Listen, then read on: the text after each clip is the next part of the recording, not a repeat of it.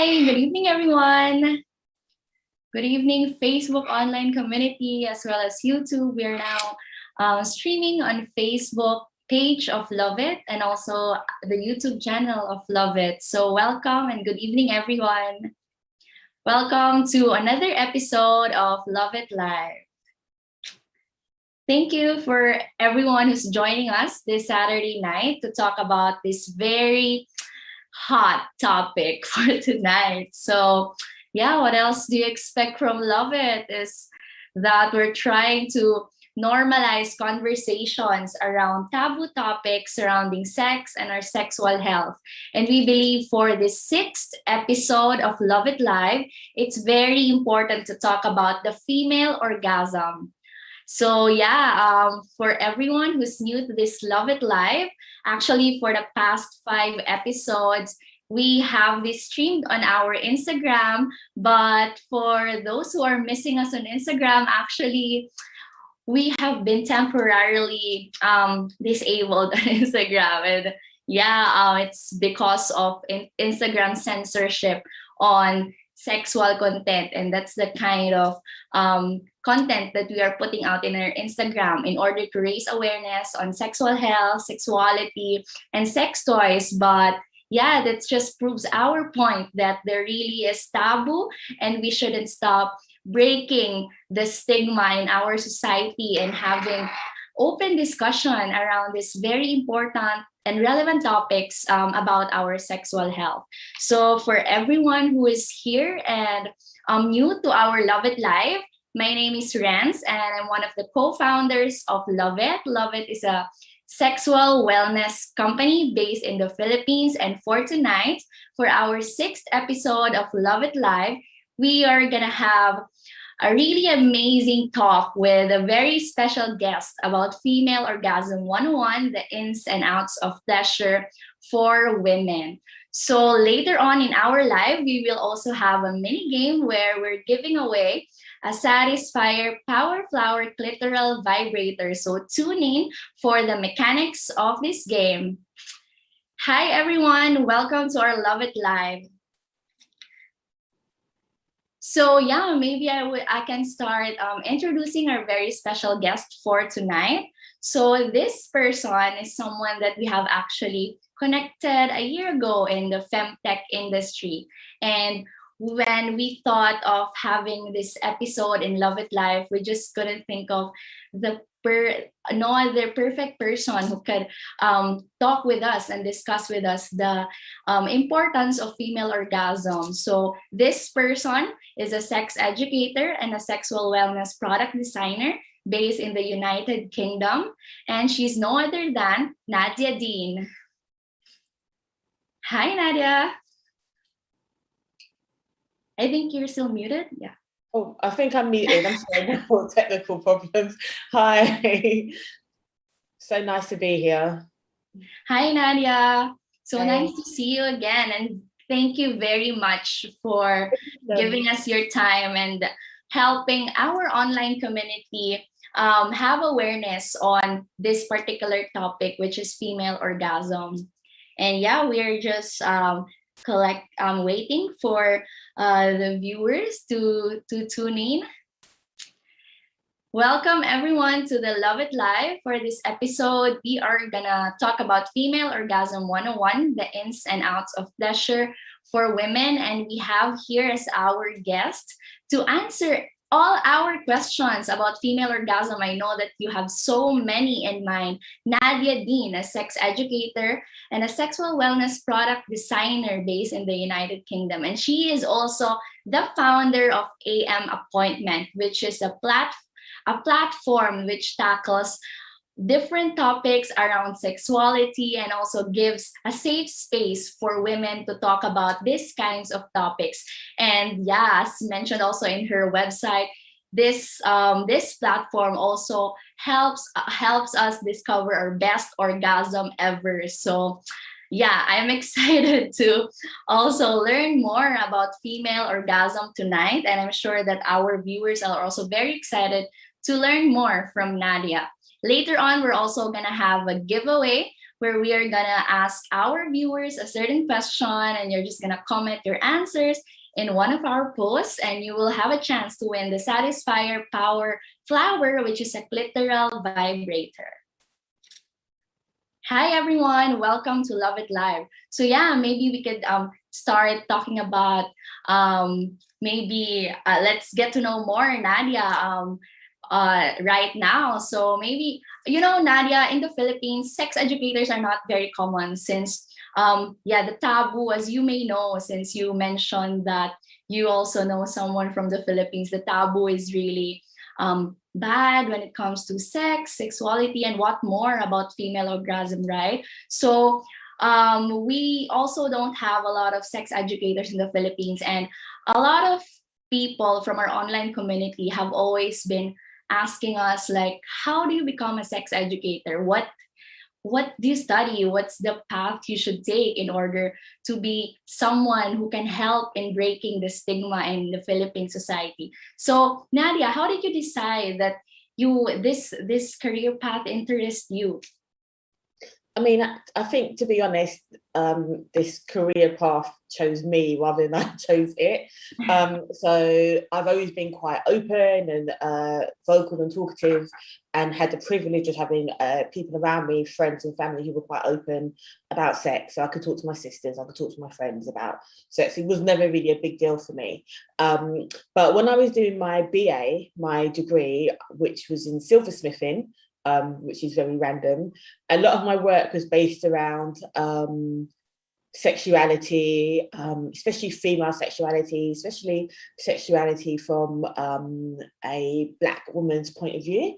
And a lot of my work, when I looked back at it, it was all quite subconscious. I didn't actually do it on purpose, but looking back on it, a lot of my work was quite phallic or quite yonic, lots of like really soft spaces to put your fingers in and like things like that. And then when I went on to do my MA, I kind of, because I had thought about it, it was more sexualized. So my work was more to do with like phallic shapes, how we show and give love, how we can become better lovers within ourselves. And because this was on my mind, I thought, maybe this is something for me, because it's kind of manifesting itself in my work. So as a product designer, I wanted to design sex toys. And in doing that, I went into a shop called Shush, which is the UK's first female focused sex shop. So it started in like 1994 or something like that, when it was all very much like jelly kind of massive dildos created by men. And I spoke to the store manager about their customers and how people buy sex toys. And they liked me so much, they just gave me a job on the spot. I didn't go in there for that. And it kind of just opened up my eyes so much to like the world of sex toys, sex, and talking to people about it. So it became less about, it became less commercialized and more about talking to people about their sex life and what they do. And from that, I decided that I wanted to be more vocal and I wanted to learn more. So I started my Instagram page, Aim Appointment, where I spoke about everything to do with masturbation. And when I speak, I might say like female or women, but I actually mean people with vulvas, which is just more inclusive, because not everybody with a vulva identifies themselves as female. And from there, I did some podcasts, I did lots of Instagram stuff. I worked with companies like Fun Factory, I did events. From an event, I got in contact with a company called School of Sexuality Education, where they go up and down the UK and speak to young people about sex. We deliver sex ed, and I've been doing that for about 2.5 years now. So I teach young people about sex ed. I also volunteer with the Brook, which is a sexual health clinic in the UK, specifically for under 18s, but with this new initiative, it's for anyone over 18. So I'm speaking to over 45s, because I think that's a massive area that when we think about sex and pleasure, they're not really spoken to as much. And I really like the juxtaposition of speaking to really young people about sex and slightly older people about sex and pleasure, and not just STIs and, you know, pleasure conversations. So yeah, I kind of fell into it. I'm still designing my products and I absolutely love it. I love what I do. It wasn't something that I woke up and said, that's what I want to do. I've just kind of fallen into it. Well, yeah, that's very interesting. So in the several years that you've been already in this industry, what do you think is the thing that you love about most being a sex educator and a sexual wellness product designer? For me, I think it's just about making people feel comfortable and creating safe spaces. So not everybody's going to feel comfortable talking about sex, but everybody wants to hear about it, let's be honest. So I like being that person that is completely comfortable within myself and can create those safe spaces through conversations, through workshops. Part of when I was researching to do my sex toys, which hopefully by next year will be out, I spoke to over 500 women through surveys and focus groups, and especially with the focus groups, because it was only I did about 8 people per focus group, so it was nice and intimate. Just allowing them that space, gave them a little bit of Prosecco to just talk and learn at their own pace. And especially when I'm speaking to younger people, obviously the conversation is quite different. So it might be more about consent, it might be about STIs, it might be about anatomy, but just challenging ideas, challenging views, and just seeing, sometimes when you see the penny drop, when you see that someone is like, oh, I didn't think about that way, or oh, I might go and try that, and especially with younger people, just knowing that maybe I've planted a seed to something. And with older people, the same thing, just like, oh, maybe I might try that. It was really interesting. But yeah, just creating those safe spaces and initiating those places where people can listen and learn if they don't want to actually vocalize it. Because I know in some parts of the world, and some people just are not as confident, or maybe it's like you were saying, a bit more of a taboo to even talk about it. That's what I love. Yeah, so it's very amazing on what you do, and I totally agree that even that small impact that you would have in that one single person just stirring their curiosity on the topic, that already could lead to, I don't know, like opening their horizons in learning more about their sexuality and their sexual health. And that's also what we want here in Lauvette. I know that we have a long way to go in breaking the stigma on sex, sexuality, female orgasm. But yeah, as we put out a lot of educational content and a safe space and an avenue to normalize talking about this, we believe that we are by small steps, putting an impact out there, spreading sex positivity energy into the world. So yeah, welcome to everyone. And as we were just talking, Nadia was telling us about her journey as a sex educator and a sexual wellness product designer. So Nadia has been in the industry for several years now, and she is a perfect guest for this episode about female orgasm. So Nadia, tell the viewers on why it's important to talk about female orgasm in the first place. Well, first of all, I think it's important to talk about orgasms in general. I think when we talk about orgasms or even masturbation, we kind of just assume that men are just having those orgasms, or just as, you know, when we think about masturbation, we just kind of, when it comes to women, it is all very sex positive, you know, love your body, love yourself, you know, feminism. And when it comes to men, it's like, oh, like a little bit pathetic. So it's kind of, it's like a bit of a joke. So it's good to have the conversation as a whole in general.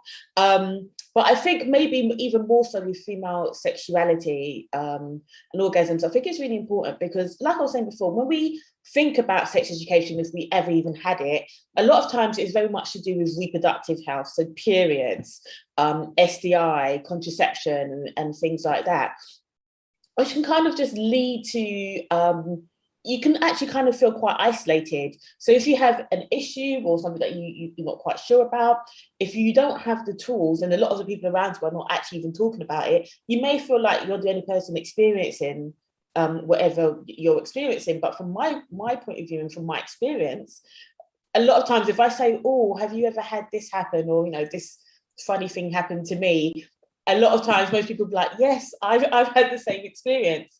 And in doing so, and then for people to be able to talk about their sexuality and orgasms and pleasure, it's in a way helping close the orgasm gap. So if your viewers are not aware, there was a study done by Kingsley. There's actually been 2 studies, but the Kingsley report stated that straight or gay men will have an orgasm about 86% of the time that they have sex.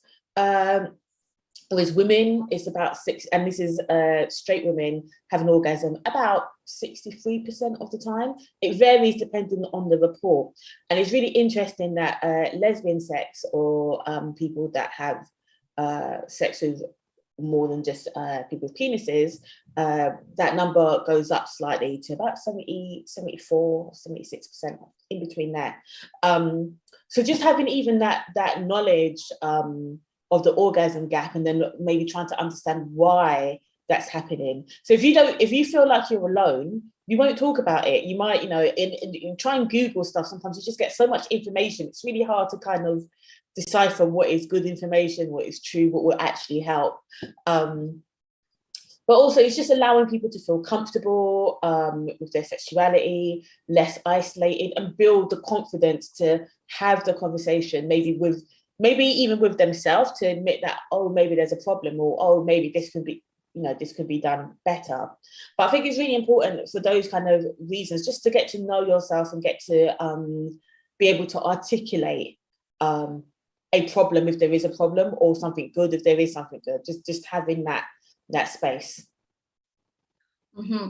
So yeah, since we've established now that it's really important to talk about orgasm in general, not only female orgasm. So in the Philippines as well, there's really lack of sex education, where you can get the tools and resources on understanding on how orgasm works, or how it works, not just with yourself, but also with your partner, if ever you will have already a partner. So Nadia, how do we actually describe orgasm? Since there are not really a lot of credible tools, resources, most of the Filipinos just see this in media, pornography, movies. So tell us more about it. What is female orgasm, and how can you tell if you are already experiencing this? Well, before I go even into that answer, just to kind of go back a little bit. So your website has a lot of information, loads of information about orgasm, sex toys, sexual aids, sexual wellness, sexual health. So it's a really good resource, but there are loads of resources out there that are really good. And ones especially for women as well, like Oh My God, Yes, which is actually videos of how to maybe masturbate, because not everybody wants to read a lot of things, not everybody feels confident speaking. So just to be aware that there's loads of tools that are credible, and maybe something that, I don't know if you want to put up some other valuable resources that you might think can help. But female orgasms, I mean, if there's an all-encompassing definition, I mean, let's just break it down first of all. So I think we put a lot of pressure on women, especially, to have orgasms and have these lovely orgasms, and swinging from the chandeliers, and you go into the, I don't know, 5th dimension, which is not always. Yeah, fireworks. Sometimes it's just like, okay, that happened. I'm not mad at it. But from a physical point of view, there's no so from a physical point of view, there's ways to tell if someone is aroused, and whether someone has an orgasm or not doesn't determine whether they've enjoyed the experience or not. Some people have sex and stay at a plateau. So there's quite a few sexual sex models how people orgasm. So some people suggest that it's arousal, excitement, then you kind of stay in that excitement, then you orgasm, and then it's resolution, which is kind of like a very old school way of thinking of it. So if we're just going to think about it on physical point of view, an orgasm really is like a release of tension, sexual tension, where the body, the pelvic floor contracts, the muscles contract involuntarily. But again, that doesn't necessarily mean that you've had the best time. That can happen kind of in your dream. You know, you wake up and you, oh my God, I've had an orgasm. You sit on the bus and it's like, oh, that was a bumpy ride. I have an orgasm. Doesn't necessarily mean that it was the greatest experience. But other indicators, I would probably say, for someone being aroused, that everyone is different. I need to just state that. So what might show on one person might not show on another. Could be something like your clitoris gets harder and bigger because it's an erectile tissue. Your clitoris is actually very similar to a penis.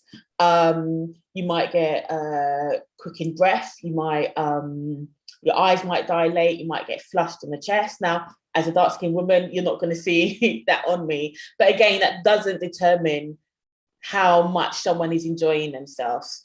On my Facebook, on my Instagram page, I did a poll some time ago, and I asked people to describe their best orgasm and to describe their worst orgasm. And someone said, oh, the worst orgasm was like, it was like a party in my pants and everyone died. Like, which was okay, it's quite dramatic. But the point there is the fact that an orgasm is an orgasm is an orgasm. We have this expectation through, like you're saying, media, films, that people are having like multiple orgasms, and it's always amazing. And it, 3 minutes of like sex against the fridge of penetration, and the woman's come, and everyone's happy and smoking a cigarette, and it's actually not really the case. And I think things that we should be looking for when we're having sex, if you want to know whether your partner is enjoying themselves, if we put it from that way, should be things like communication, checking in. So, does this feel nice? What do you want to do next? Do you like this?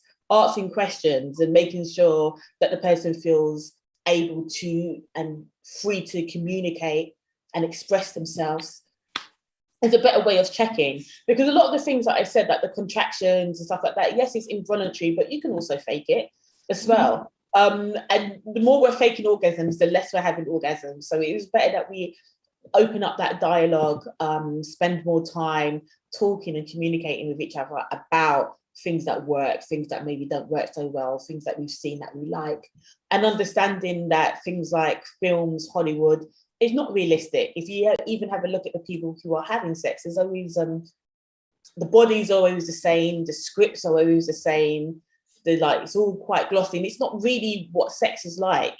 Sex can be quite messy, quite fun. Not everybody shaved, for one. There's loads of different things. But to say what does an orgasm look like? It's really different for each person. And the only way to know if someone's enjoying themselves, not whether they've had the orgasm, is to kind of check in with them and make sure that they are comfortable and wanting to do the same things. Yeah, totally agree. Because contrary to what media or pornography is showing us as sex is not a performance. It's actually, it's enjoying it. It's not about the destination and whether or not you or your partner reach climax. It's the journey. If there has been communication, checking in, if needs have been addressed. That's very important that we put it out there, that describing an orgasm is not just about describing the best orgasm. There could be also worst orgasm, but the most important part, especially when it's a context with a partner, is to check in if you and your partner actually enjoyed the journey as you. So, and also, like, if you are a person maybe who is struggling, or even if you're not, like masturbation, even if you're in a partnership, is something that you can still do with yourself, so solo sex. So knowing what orgasms feel like for yourself, so what kind of things work, and like, oh, this feels nice when I do this, and this might be something that I want to communicate with my partner. And I just think that there's this really big thing recently about, you know, oh, my boyfriend has to make me come. It's like, okay, yeah, but can you make yourself come? Like, is, you know, did you enjoy that process that you had? And I don't even like the term foreplay because it's all part of sex. It's not like, when we say foreplay, we just assume that penetration, penis and vagina sex is the main thing. And it's not, because there's so much more to sex than that. But did you enjoy that process that was happening like before, if it was like a penis and vagina sex? Like, that is all part of sex as well. And there's lots of pleasure and lots of fun to be had there as well. So a lot of this actually also starts with your self-awareness on your own sexuality, on your on the things that you personally prefer. And that's when we also say that you are responsible for your own orgasm. So you also do not demand it from a partner. You don't say that my boyfriend hasn't made me come and all of that. Yeah, so Nadia, there's also a question from one of our followers. If what is squirting or female ejaculation? Is that also orgasm, or are there differences? Okay, well, first of all, there's a difference between squirting and female ejaculation. So squirting is the liquid that comes out of your urethra. So it comes from the bladder. It's not pee, but it has traces of pee in it because it comes out to you, the urine tract, the tract where you pee from. Just like semen has traces of pee in it as well, because it comes out of the same place. And also, there's, just to put a side note on that, there's been so little research done into female bodies that we're still discovering a lot of things. So, for example, the clitoris, the whole internal structure of the clitoris was only discovered in 1998, but we've had them for like centuries. So yeah, squirting is like usually it's quite a clear liquid that comes out of the urethra. But female ejaculation is maybe like more of a cloudy or white substance that come out of the vagina, which is produced by the Skine's gland. And it's not something that everyone, some people will have a lot of it, some people might not have a lot of it. But a lot of people that I spoke to, and as I said, everyone is different. Again, I keep emphasizing that. But a lot of people that I spoke to, when I spoke to those 500 women, more or less all of them said that when they squirted, if they did squirt, it wasn't an actual orgasm. It was just like a reaction. So it was like maybe on the way to orgasm, and then later on they had an orgasm, but it wasn't an indicator that they orgasmed. It was just like a reaction. So, for example, I did a podcast with a woman called Lola Jean, who is the world, she's broken the record for the most squirt done. So she squirted like 1.5 litres of liquid in under 20 seconds. So she broke the world record, even though the Guinness Book of Records don't acknowledge it. They kind of do acknowledge that it happened. And she can tell you how she does it, but that's because of her own anatomy, how close her clitoris is to her vagina, where G-spot is. It is her own makeup. And she even says, as I said, she's broken the record that when she's squirting, yeah, it's pleasurable, but it's not an orgasm. It's quite a separate thing. And again, because of porn, because of media, we've just been seeing a lot more, I think probably in the last 10, 15 years, of women squirting. It's like, oh, that's the thing, I've got to make you squirt. And now someone's going to finger a person until it's painful. It's like, it's not going to happen. Can you stop kind of making this standard that we have to live up to, because we don't give those same standards to men or people with penises, like, oh, you have to ejaculate and it has to look like this. It's absolutely ridiculous. So they are two different things, or three different things, and there's not an indicator of an orgasm. Yes, thank you for establishing that. Actually, that's also like, as you said, there's not a lot of research on squirting yet, or also in female ejaculation. So that also gives us an idea on how this phenomenon is not also for everybody. So I am so sorry. It's connected to my phone, to my laptop. Sorry. Down. Yeah, so thank you very much, Nadia, for that introduction about female orgasm. So for our new viewers that have just attended our live, my name is Renz and I'm one of the co-founders of Lauvette. And we have here Nadia Deen, a sex educator and a sexual wellness product designer from the United Kingdom. And she is discussing with us what female orgasm is. And as promised, we have a mini game for tonight's live. So I think this is now the perfect time to announce the mechanics on how you can win this Satisfyer Power Flower. So for everyone, yes, a lucky viewer is gonna win this vibrator for tonight's live. And in order to win this Satisfyer Power Flower, here are our mechanics for the giveaway.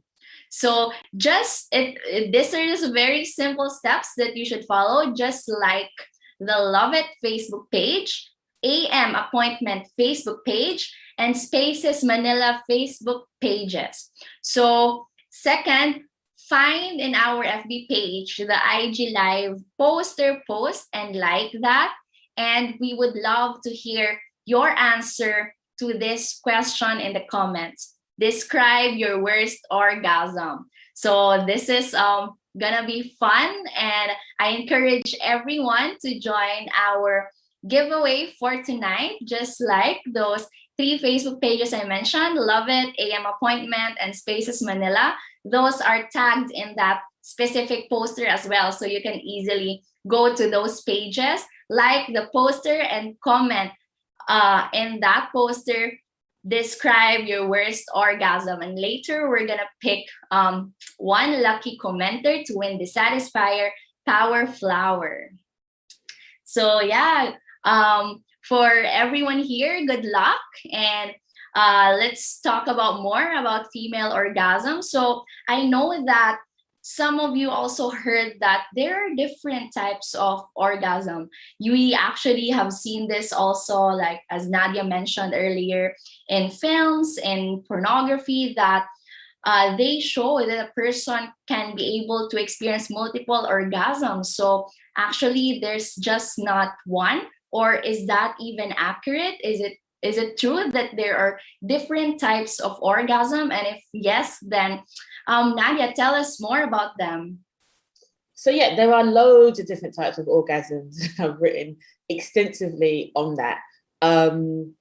So I'll go into them, and I think I'll mention something else. So yeah, you have things like your clitoral ones, which is I think maybe, I don't want to say the easiest because everybody is different again, but it's, orgasms, your clitoris. You have your G-spot, which is literally about half a finger's depth in the front wall of the vagina. And the reason why that's quite a sensitive spot is because when you hit it, you're actually hitting your urethral sponge, which is right next to the clitoris. So the clitoris is quite a large internal organ. Mm-hmm. What you see on the outside is just tiny. It's actually quite big, and it wraps itself around the vagina, around the urethra. And then further up in the vagina, you have your A spot, which is the front wall.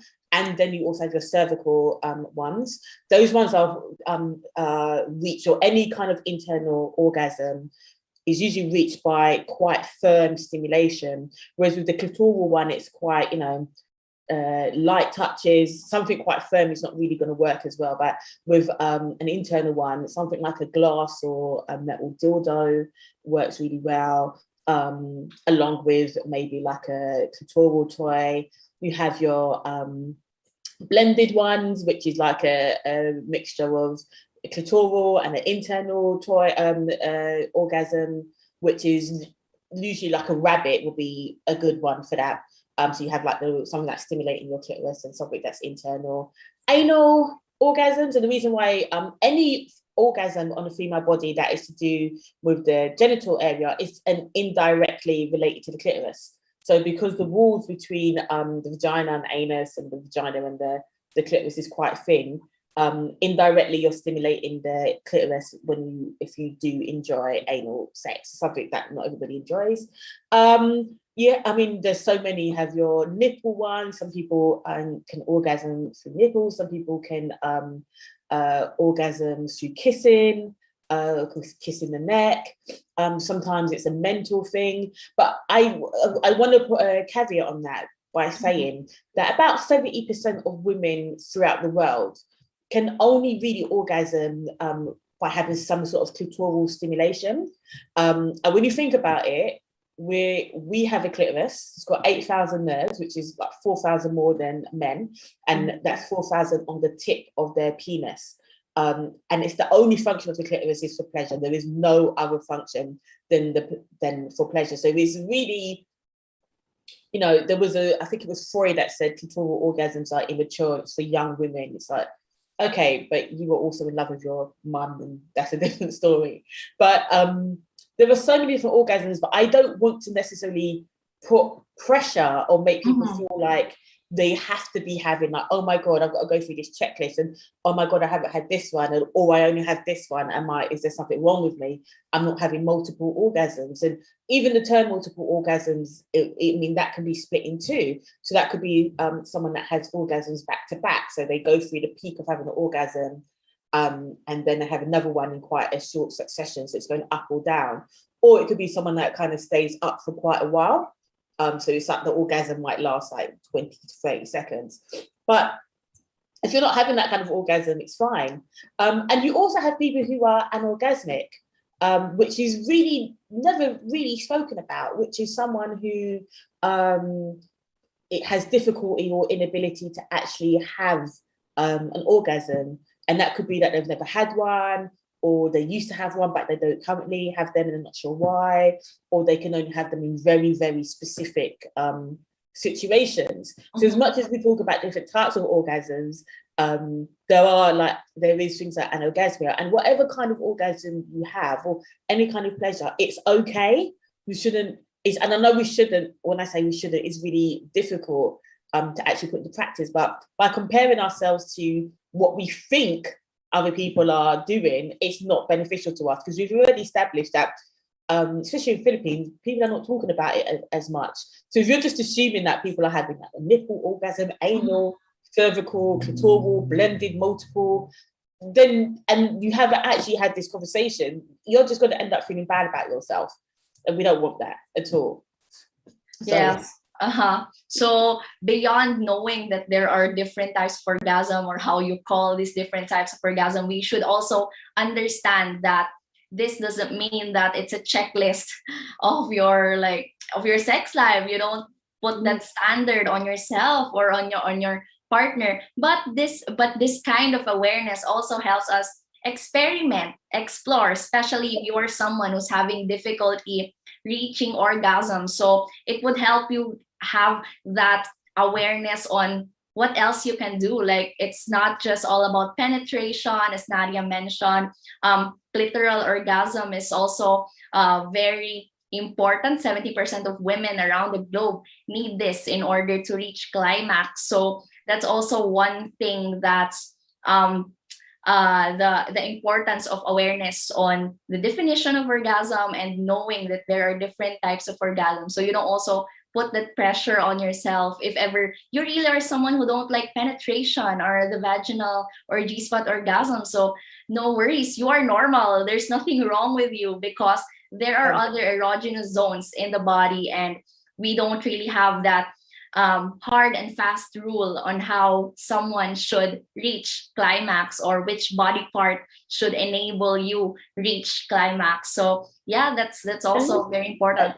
And also, even within the body, like we can say we can have 10 cisgendered women, so born with the female genitals and identify as women, and with the same anatomy, and you might do the same thing with each person, and it's completely different. Like, anatomy is completely different. So like, for example, there's been some talk and a small study about like internal orgasms, and depending on how close your clitoris is to your vaginal entrance. And it's like, you can't help that, you can't change that, you know. Doesn't mean that if you're not having G-spot orgasms that it's a bad thing. You know, whatever works for you. There's loads of different things that work. Some people orgasm by just, you know, stroking the net, because sometimes you might need some help. So you might want to watch porn or read some erotica, and that's actually what helps you kind of get out of your head and into like that erotic zone. Yeah, so that's also where sexual wellness products like sex toys go into the picture.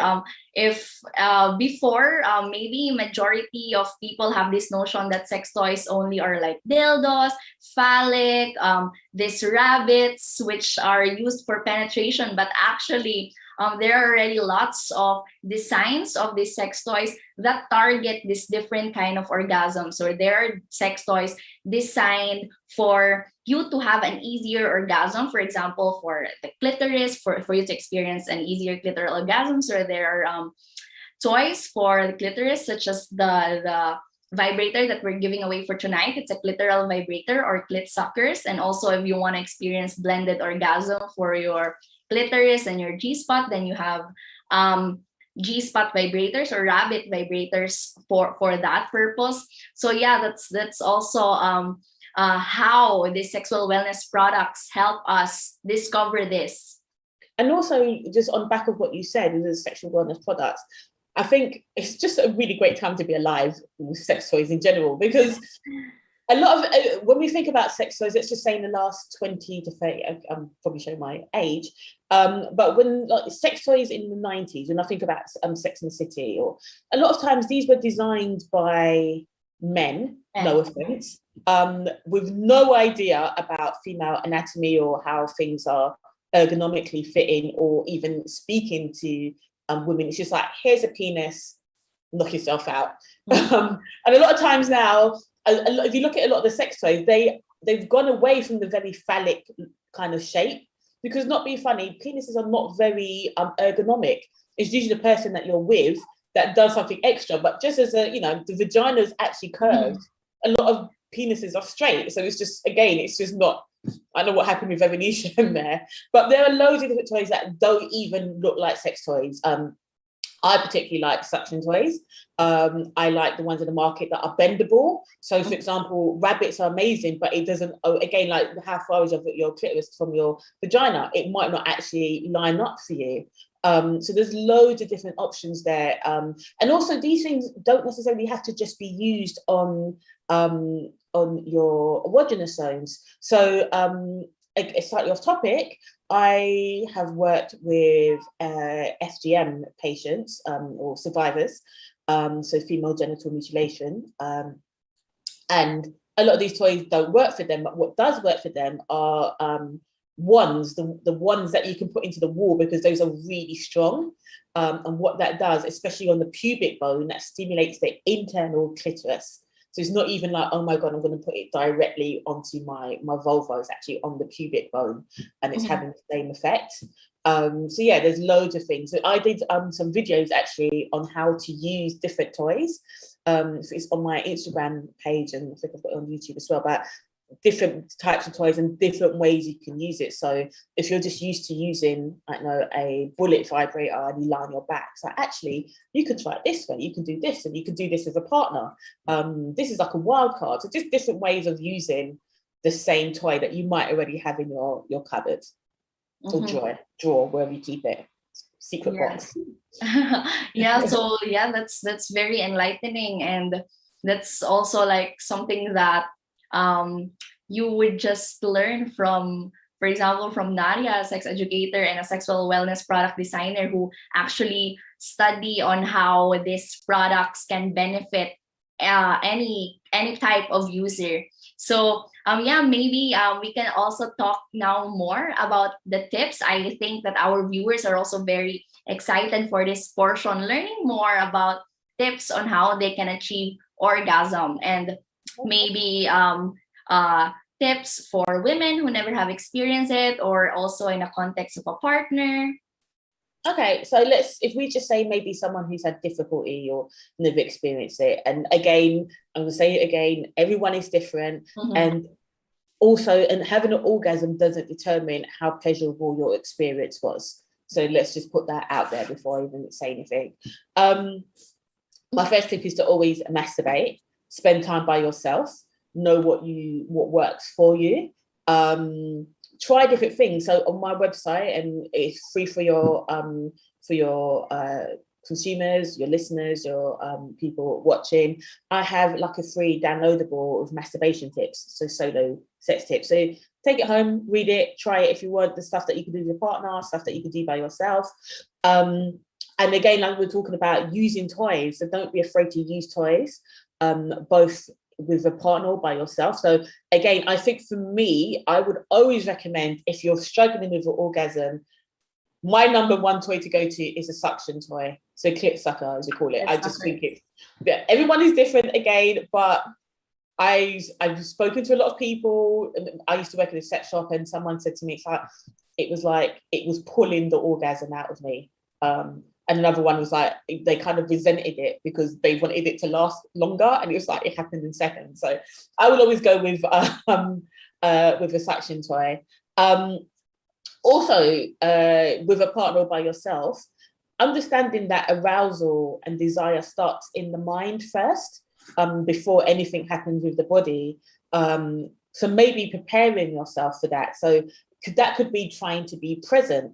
So sometimes when we're having sex, it can be quite difficult to, take your mind off the fact that, oh my God, I've got dishes or to do, or children have stuff that needs to be done, or actually I might feel a bit fat, or I haven't shaved my legs, whatever it is in your mind. And having those thoughts in your mind can really hinder you. So trying to be present in the moment is quite difficult. But what I would suggest is things like just really thinking about how it feels when you touch your arm or your partner touches your arm, just really experiencing the feeling. Or if you're touching your partner, how does that feel on your fingertips?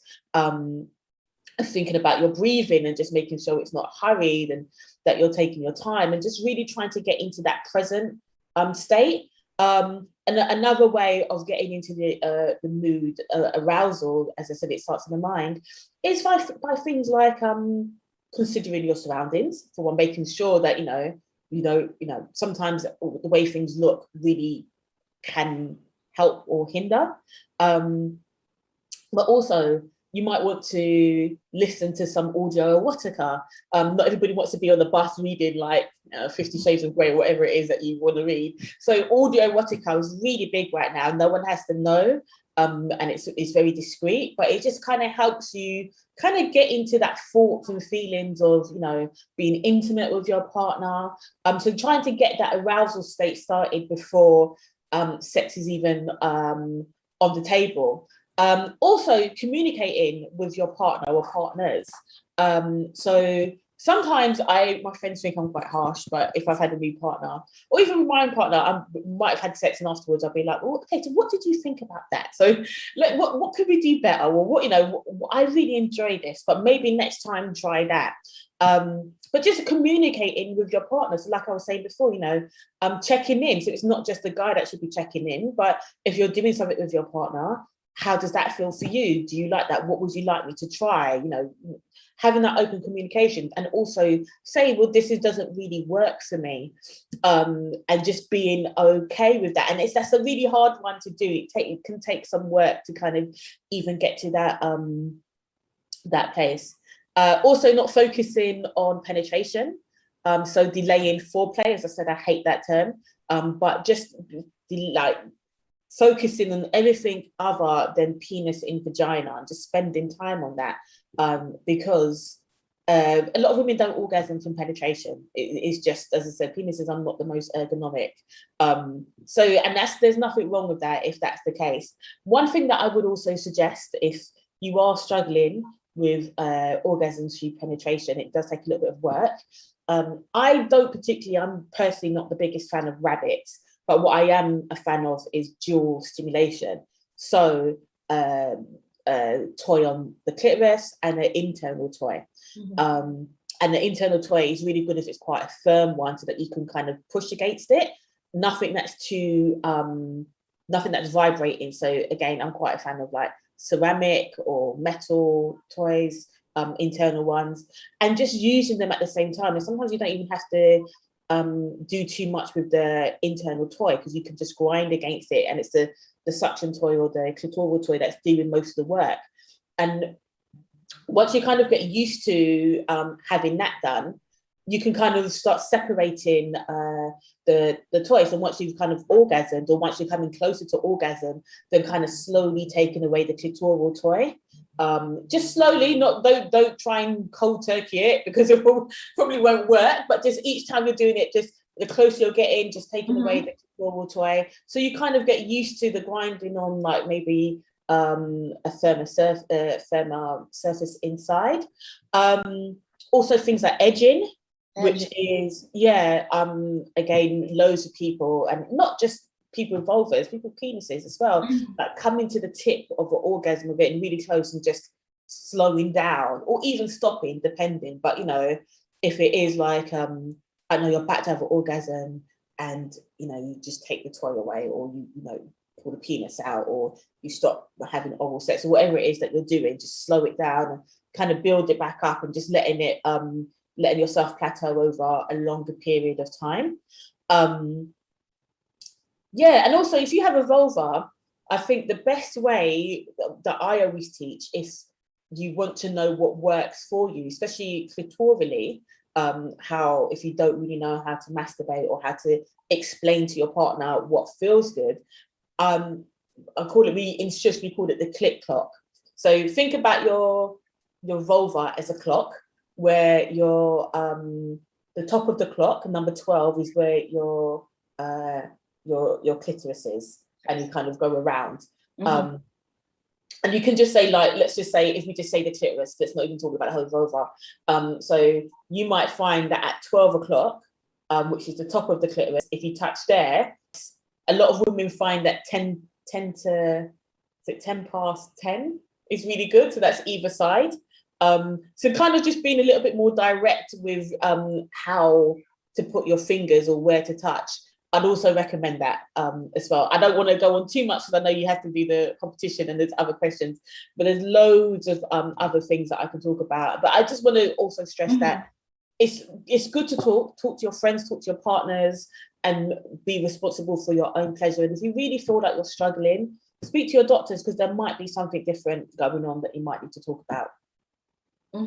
Yeah, so I kind of want a bit more for that. I have loads more to say as well. That's actually very helpful. You were giving us diverse tips, not just with the use of toys, or using different platforms like audio erotica, doing it with yourself, doing mindful masturbation with yourself. So Nadia, you mentioned being present is mindful, and you might want to even try like meditating to kind of get used to the practice of being in the now, which is a good way as well.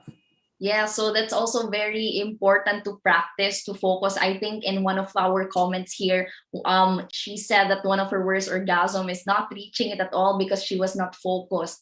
So that's also the importance on practicing by your own, being present in the moment, setting the mood and the ambience so that there's not going to be any distraction for you, and really just enjoying that journey and getting to know how your body could reach orgasm. So Nadia, you mentioned edging. So what's actually the benefit of this? Why would you suggest this to people, to female and male?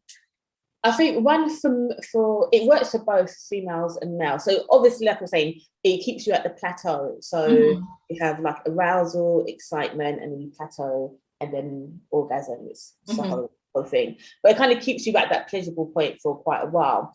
The benefits for women, also people with vulvas, is that it builds on the excitement. So it's just more and more tension around the area. You're not, and like you were saying, lose focus. Having focus is amazing, but sometimes having too much focus is also not so great, because you're just like that. It's like you need to get out of that.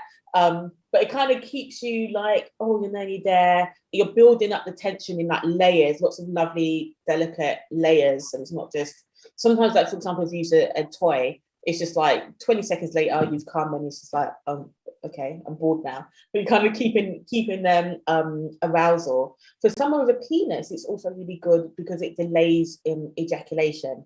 Now, someone with a penis ejaculating doesn't necessarily mean that they're having an orgasm.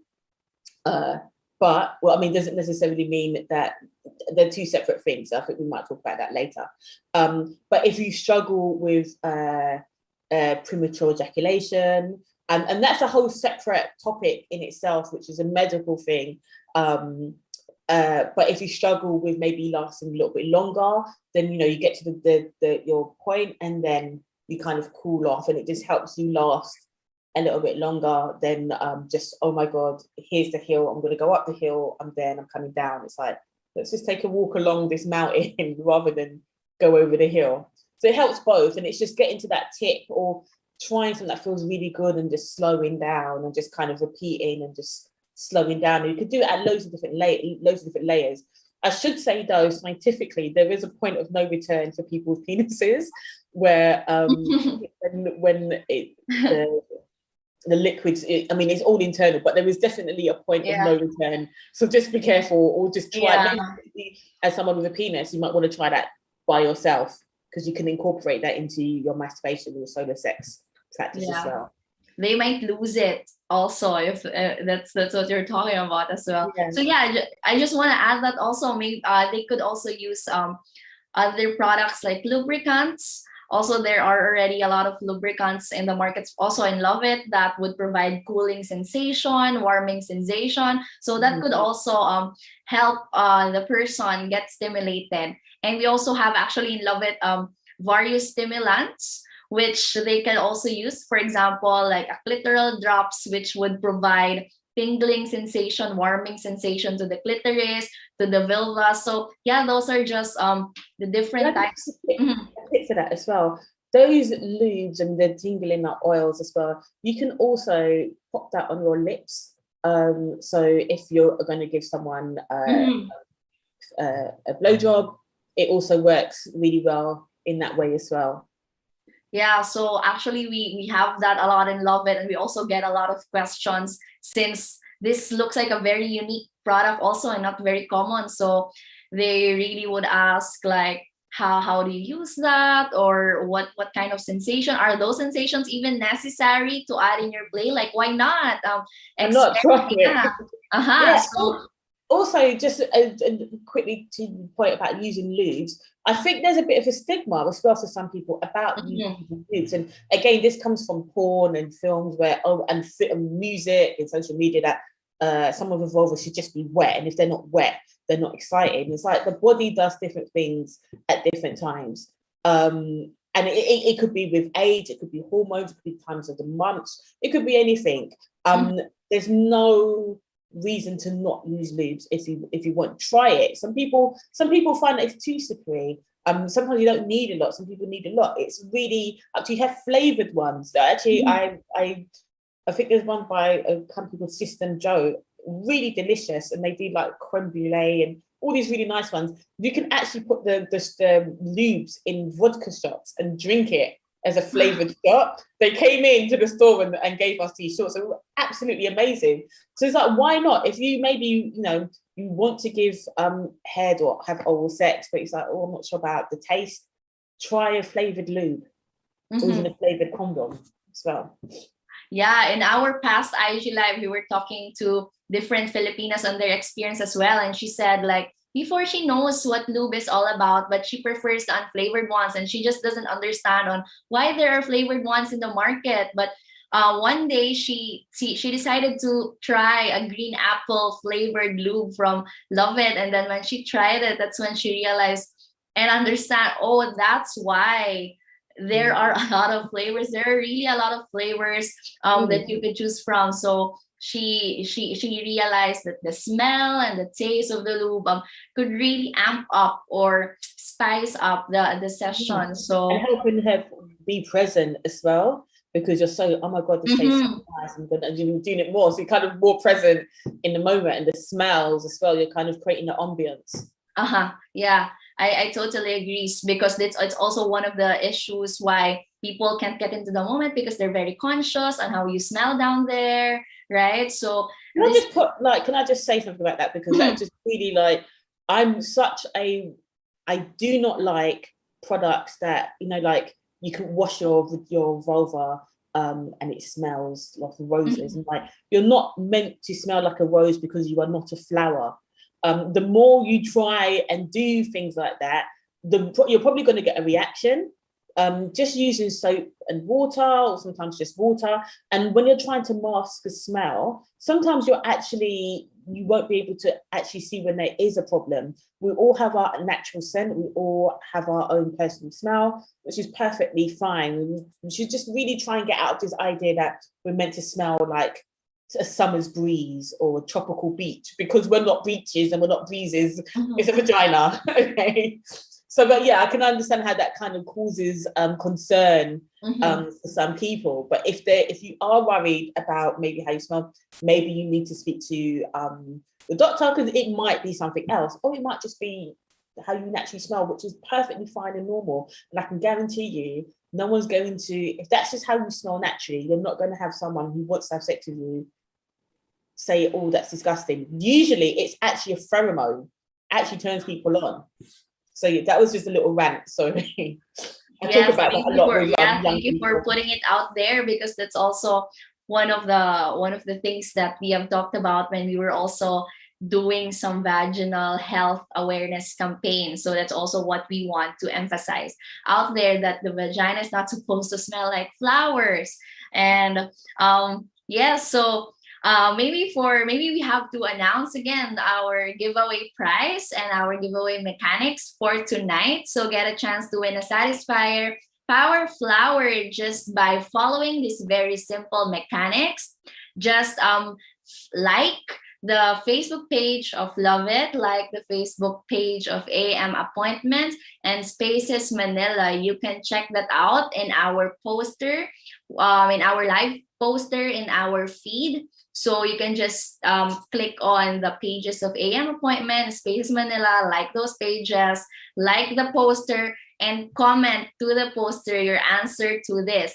Describe your worst orgasm. So Nadia, tell us about on why it's also important to talk about why is this question also relevant? Why do we have to be aware and describe our worst orgasm?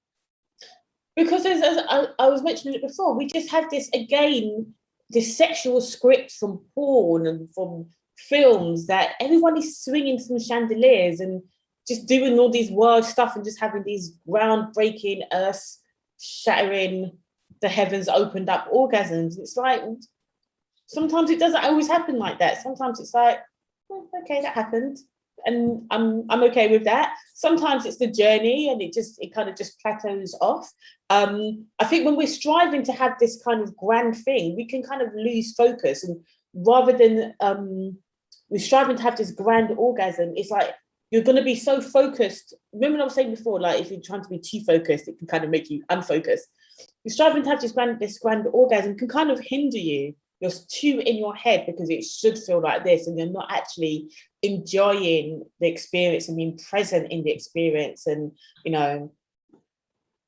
liking what's happening. If you know what an orgasm feels like because you've had some, and maybe you want to have a different type, then that's maybe something else to do. So maybe trying a different type of orgasm, maybe trying different toys, maybe using toys in different part of your body, creating a different ambience, and trying even things like tantra. That's fine, but just always striving for these grand orgasms is just really hindering. And for me, an orgasm is an orgasm. It's an orgasm. I had one. It was nice. Thank you. I'm going to go to sleep now, or I'm going to go shopping, whatever. Yes, totally agree. So yeah, for our viewers, that's why we would want to hear more about it as well in our post. So now you have last 30 seconds to join the giveaway, and just comment in the post and describe your worst orgasm, and we're picking the winner in 30 seconds. So yeah, you still have the chance to join. So maybe in the meantime that we're waiting for the entries to be finalized, Nadia, where can we see more of you, and where can we check out AM Appointment? So I'm on Instagram at am.appointment. Also on Twitter at @𝗟𝗟𝗡�appointments, or my website 𝗟𝗟𝗡�appointment.com. When you sign up to the newsletter, you get the free solo sex tips to download, and it's yours for life. So that's where I am at the moment. I am currently doing some behind the scenes work, so you probably haven't seen me in a little while. I'm also studying more stuff to do with sex, because this is my favorite topic, as well as all of these other stuff, but mainly online in those places. So yeah, 𝗟𝗟𝗡�appointment, and Nadia is on Instagram, also on Facebook. Her Facebook page is 𝗟𝗟𝗡�appointment. So this platform is an uncensored platform where Nadia and her contributors talk about different topics on sexuality, female orgasm, and just everything that you would like to know about this, especially if you're a vulva owner. And yeah, so we are already nearing the end of our live, and maybe it's now the perfect time to announce the winner of our giveaway sex toy. So make sure that you are tuned in our live right now, so when we announce, then nobody else can steal your prize. So yeah, so is everyone here in the live right now? Yes, so finally we chose the lucky commenter in our Instagram post. She said that my worst orgasm probably is with an ex-partner who ended our relationship after we finished. My body was feeling good, but I was heartbroken. Lol. Good thing my boyfriend now always makes sure he cuddles me, hugs me, and says he loves me after we do it, which is the best post-orgasm activity ever. So yes, to our lucky live viewer and commenter, Geraldine Grace Hoga. So congratulations, Geraldine. You won our Satisfyer Power Flower. And just message us on Facebook for us to be able to get your details and ship your prize to you. So for everyone, thank you very much for joining our game, and also for tuning in to our live tonight. It's been a pleasure talking to our very special guest, Nadia Deen. Thank you, Nadia, for your time. Thank you, Nadia. So by the way, to our viewers who are in the Philippines right now, it's around 12 noon in Nadia, and where she's at. So thank you very much for being as part of your morning. And we learned a lot about female orgasm thanks to you. And I'm sure that there's still a lot of questions out there from our viewers. So if you guys have any more questions, feel free to message us, Lauvette, or Nadia's Instagram pages for 𝗟𝗟𝗡�appointment and Facebook pages. And we're there to help you. And also check out the website of 𝗟𝗟𝗡�appointment. As Nadia mentioned, there are a lot of tools and resources that she made available there for us to be able to empower ourselves and reach our best orgasm ever. So thank you very much, everyone. Thank you, Nadia. And I hope to talk to you soon. And I hope to see everyone again in our next live episode next weekend. So Nadia, do you have any last words for us and for our viewers? No, I just want to say thank you so much. I've really enjoyed myself. And it's my favorite topic, so I can talk about this all day. But yeah, it's really amazing. And I'm actually a little bit jealous that this person's got this toy. Thank you for having me. Thank you, Nadia. Thank you, everyone. And yeah, we wish you a good weekend. We wish you a good evening. For Nadia, we wish you a good day. And thank you. Bye.